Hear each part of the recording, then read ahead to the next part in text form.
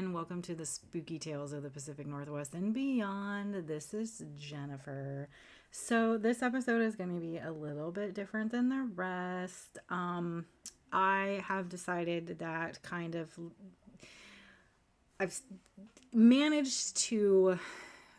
Big episodes are going to be every other week, and in the interim, I will do an episode like this, which is I have pulled some paranormal stories off of Reddit to read so everybody else can listen to them and hear them as well.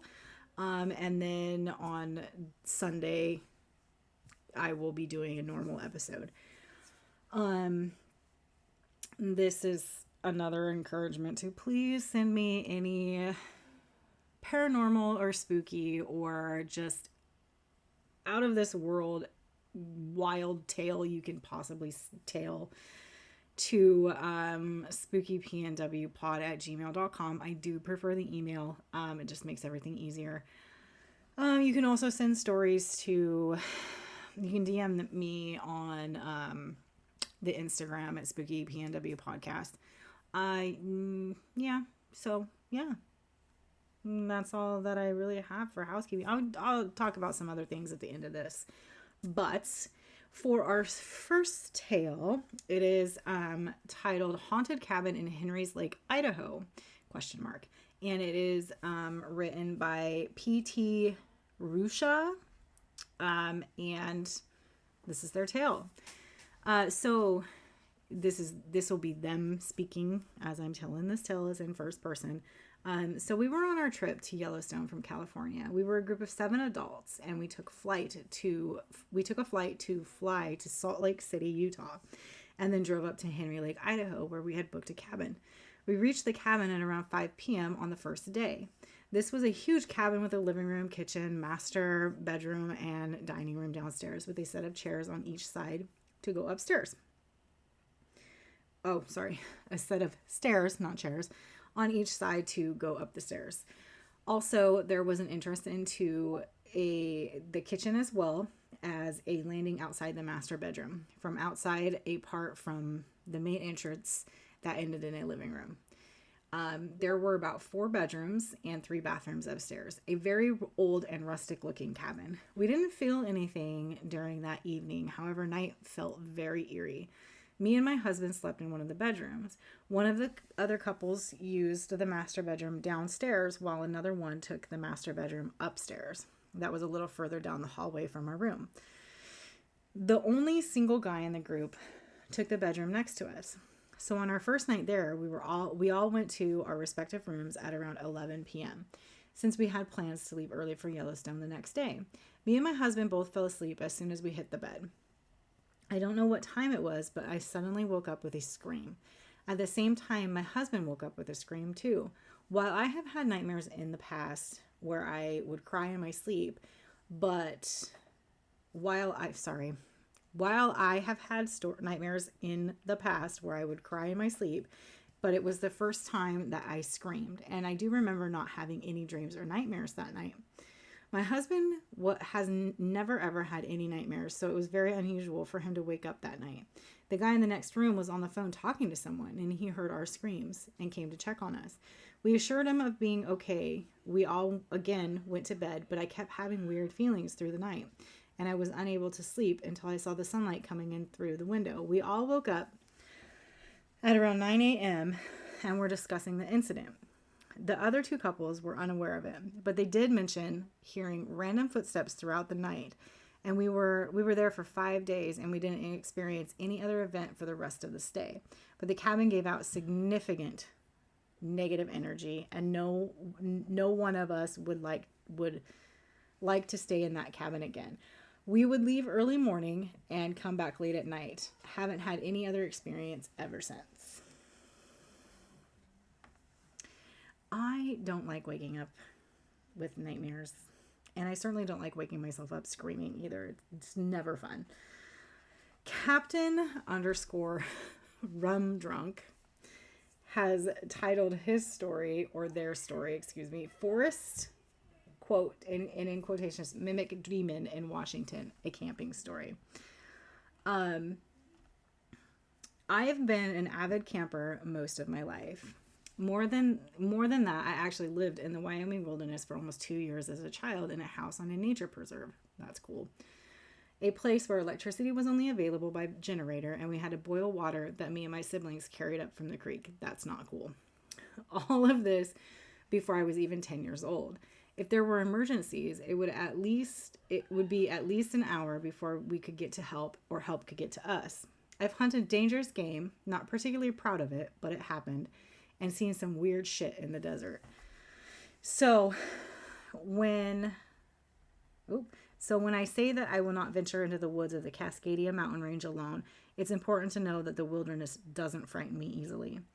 I was 23 years old when a friend of mine, we'll call him Darren, all names are altered in this particular story, invited me to a camping trip. The site was a place a few miles up a logging road.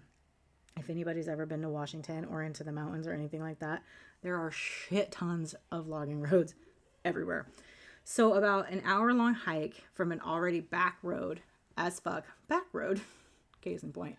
It was just me, Darren, and his good friend Wade. Place was, from the logging road, about 10 minutes down the trail. The moment we got to the site, I was excited. The small lake was beautiful, barely touched by people over the years. There's a lot of areas like that in Washington. It also comforted me somewhat when we got there to see that within the last month, at least somebody else had camped out there. There was extra wood by the fire pit. We ate a bunch of chili and hot dogs. Gross. But around dusk, the guys went off into the woods and came back with a sealed bucket they had buried the year before. We opened it up to get some of the MREs they stored in their cache. It was looking to be one of the better camping trips I've had in my adult life. That night was a bit different. For the first time in my life, I felt an uneasiness sleeping in my tent. I couldn't quite place it. Chalked it up to not being used to camping without my dad. Darren brought his .38 special for protection from predators, but he was the only one armed. The next day it rained, as it do in the PNW. And they're not lying, it rains all the fucking time here. And we tried to wait it out, but eventually called it quits, packed up and went home. Fast forward to the next year, me and Darren get the itch to go camping again, and I wanted to give that site another shot.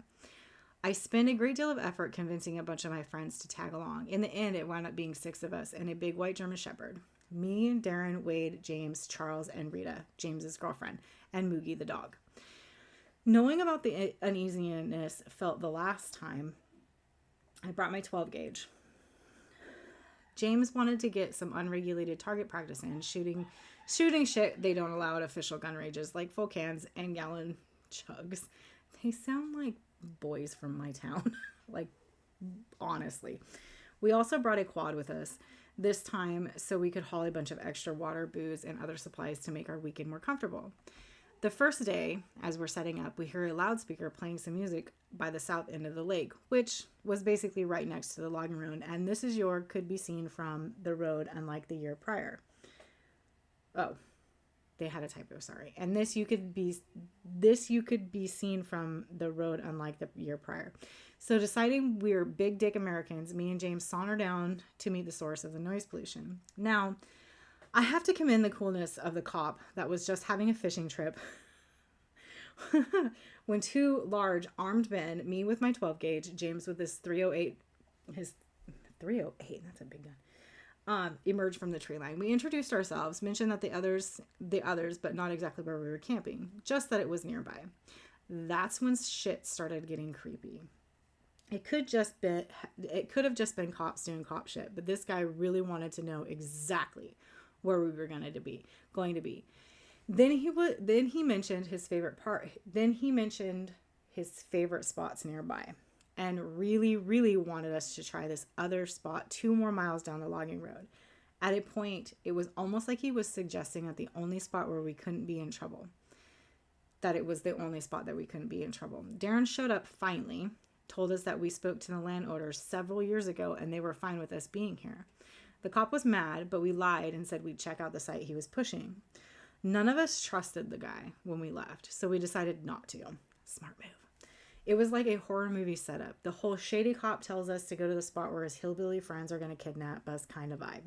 So we move on pretty early in the day. So we set up our stuff, get a fire going, float around on our giant 4-person inflatable chair boat thing. Such a redneck thing to do.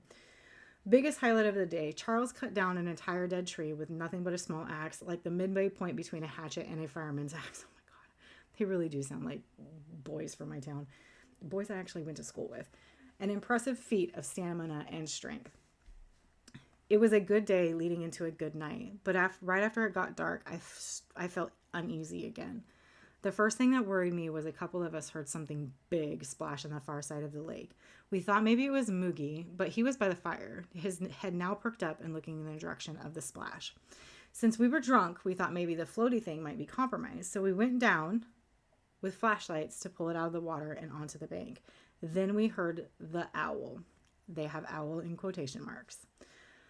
Charles, Wade, and Darren were already passed out by midnight. Rita was humming along by the fireplace with Moogie, and me and James were out getting some more wood so the fire would last. We heard an owl start up its hooting, a cadence I was familiar with in the area.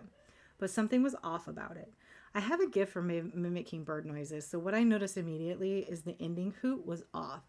Almost always sounds like the owl is rolling its R's as the final hoot of the sequence goes. James, sorry, I just choked on my spit. Hold on, let me get some drinks of my coffee.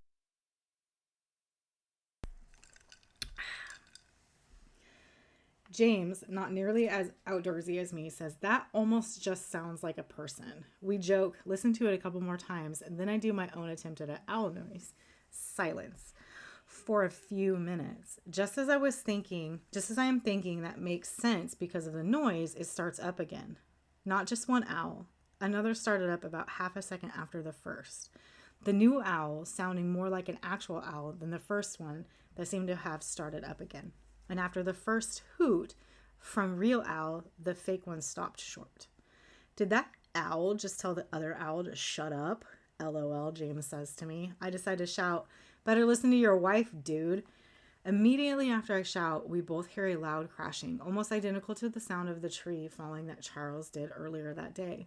Moogie starts to go fucking berserk, barking and growling. He had a stink gland issue at this point, so he was releasing that nastiness. Well, gross. Gland issues on a dog are disgusting. He was threatened, and luckily Rita was there to keep him from bolting. Big as he was, if he really wanted to move, she wouldn't be much of an obstacle, which is true. German Shepherds are enormous, and if they really want to leave, they're going to leave. And I about shit my pants out of fear. I will reiterate for a fact, I have hunted mountain lions and bears in my life, and at no point during those hunts was I as shaken and genuinely afraid as this. I was paralyzed for like an entire minute. Whoever that is, you better fuck off. We have plenty of guns, I shout across the lake. Silence again. Luckily for the rest of the night. I didn't fall asleep until Darren woke up, basically at sunrise, so I missed breakfast and a morning dunk in the lake the others all did before I got up needing to poo really bad. James had already explained the noises to the others by the time we were all ready for our different adventures. Darren, Wade, and Rita just wanted to listen to the radio and chill. Mukia had run off just after lunch, and we decided to go look for him while also investigating the area of the noises last night. Almost immediately when we get to the other side of the lake, the hair stands up on the back of my neck. Charles also feels creeped out, but he had an axe, I had a shotgun, and James had his rifle. And his .45 was holstered at his hip. So we pressed onward, looking for probably a couple hours. I was mainly trying to see if we could spot any trees that had fallen. Then we made it to the eastern bank of the lake. We were camped on the western side. Holy shit, Charles says, causing me and James to come rushing over. There we saw what looked like a human footprint. Just one, but it was very clearly a footprint in the mud. Even had a little pool of water still in it. My first thought was Bigfoot, so I took off my boot and compared sizes. I am a huge guy with pretty large feet, so I wasn't surprised that my clodhoppers dwarfed this footprint when I put my own print down next to it. Honestly, I would probably do the same thing. But what was weird was the other print, where the pinky toe would be, looked like another big toe was there instead. We also found several downed trees, but none that looked recent. So we decided to go around the north of the lake and back to the others, doing a full circle. Moogie was fine. As soon as food smells filled the air, he came running back. And we all had a pretty good day again, drinking, feasting, and making fun of each other for being paranoid, as they do.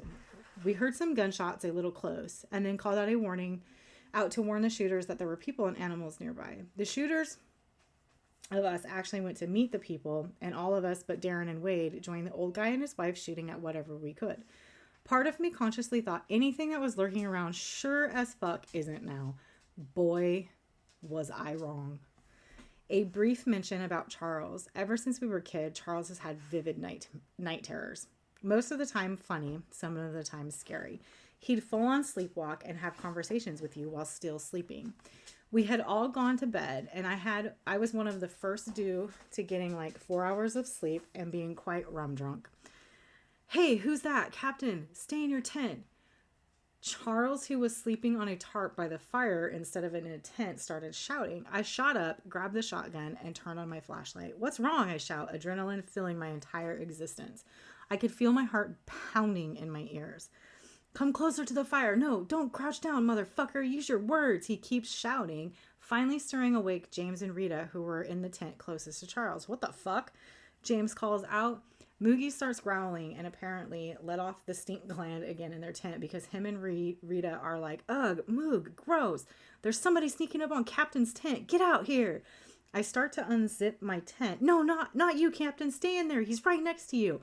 Everybody else to this day denies hearing this, but I swear I heard something whisper, Captain, before hearing a twig crunch right outside my tent. That's fucking creepy. And I just kind of creeped myself out because I whispered, Captain. James makes it out of his tent, and seconds later I hear him laughing. It's just the water stump.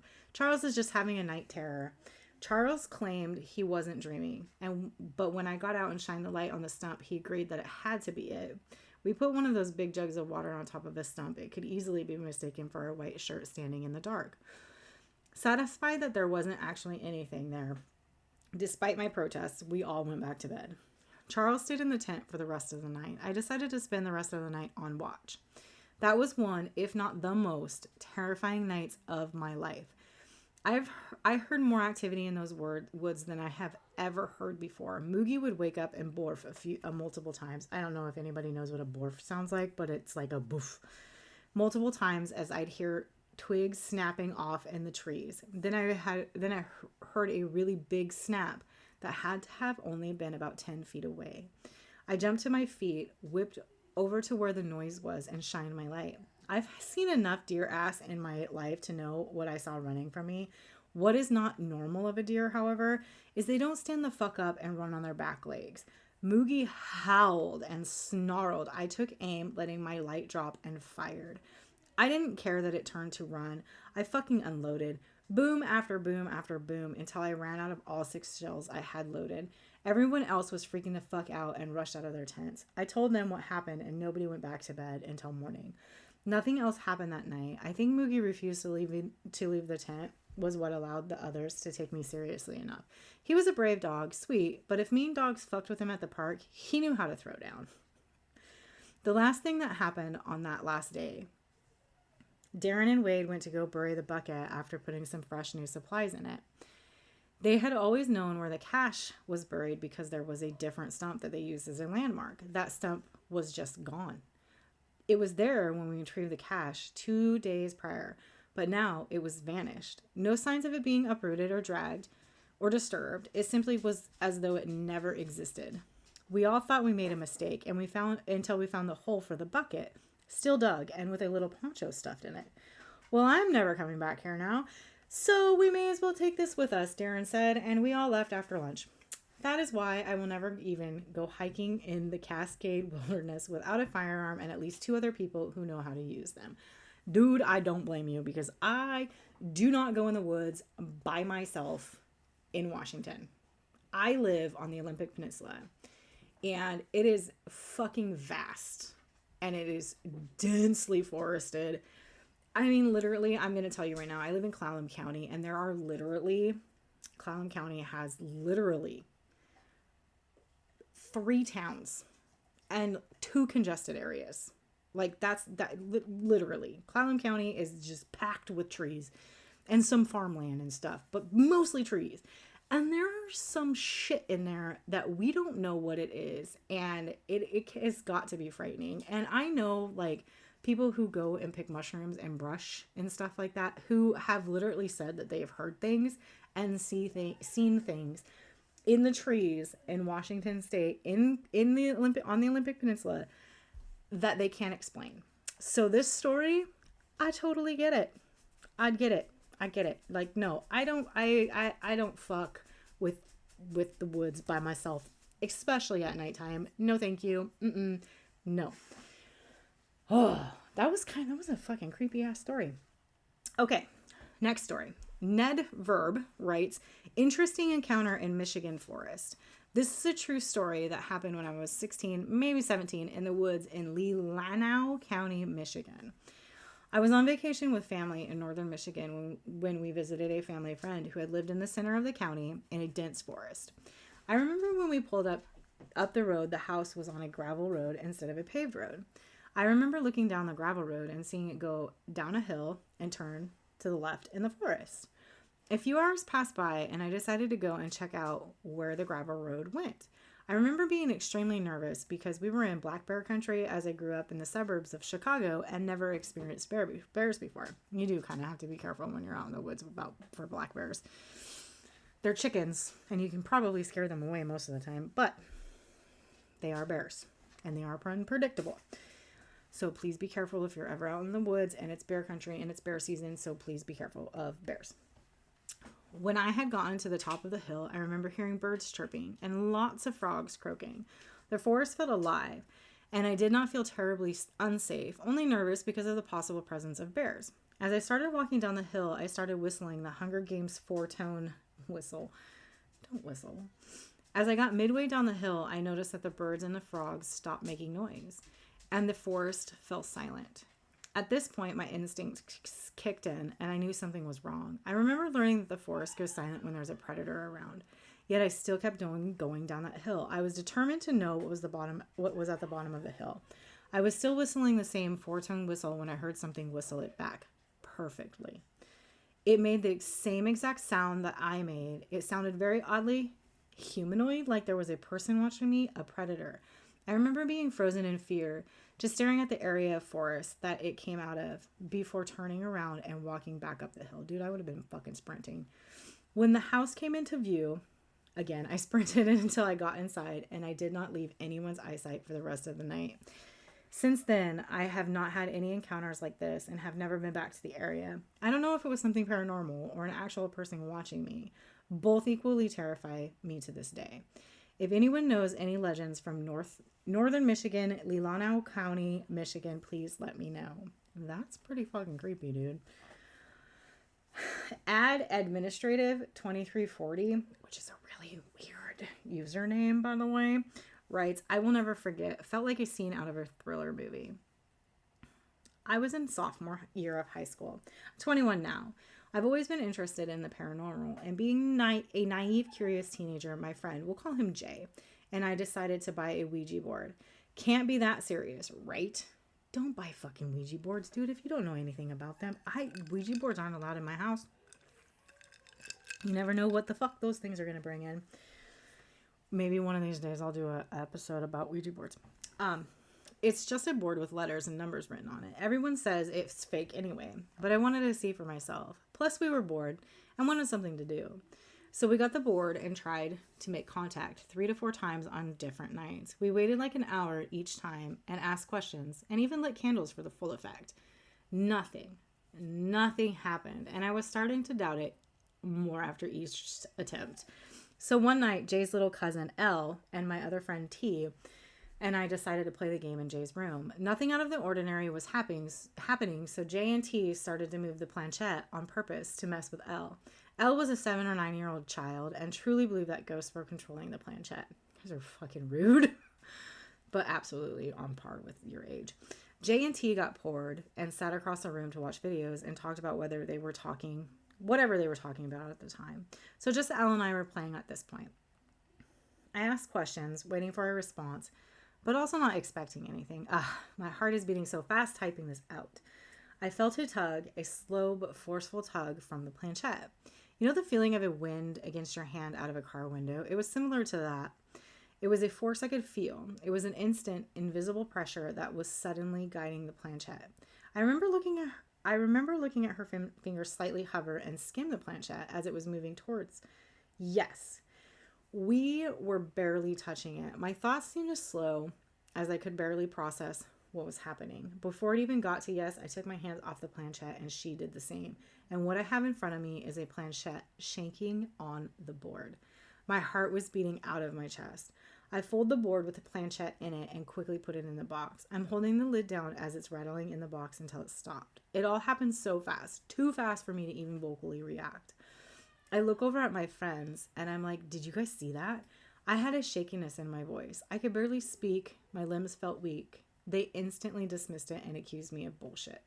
They weren't paying attention to us. I asked Elle if she saw that and she nodded yes and said, mm-hmm, in a little voice. I couldn't sleep when I got home. I was paranoid something was about. I talked about it more with my friends and they didn't take me seriously and never believed me. It's made me question my reality and if that actually happened. I wonder if I hallucinated it, but I don't think I did. I've never hallucinated, besides sleep paralysis, and the little girl saw it too. So anyway, life moved on and I still don't have a reasonable explanation for that. And I will always wonder about it. I kind of wish I could talk to Elle about it to see if she remembers. But I feel like that would be weird since it was so long ago and I'm not friends with Jay anymore. I guess I'll have to accept it's just a memory that lives in a mystery inside my head. And that's their final story. Stories from Reddit, paranormal stories from Reddit. I'm going to try to make sure that at least one of them is from the Pacific Northwest. And, the rest of them will be from wherever, it doesn't matter. Most of these, as with any kind of stories or tales like this, you have to take it with whatever you want to. It is on an anonymous form. Reddit is anonymous and you can write whatever you want on the internet. I choose to believe them. I choose that everybody who writes one of these stories, unless it's blatantly fiction, they've had these experiences and they're terrifying and scary. Like the Cascade Forest one was scary. Like that one scared me. It gave me goose pimples. So Reddit stories, probably Wednesdays or Thursdays, in between normal episodes. I am going to start restructuring a little bit how the podcast is and what I'm going to be doing on the podcast. So watch out for that. So welcome to our first paranormal Reddit story read. I hope you guys enjoyed it. You are more than welcome to come back.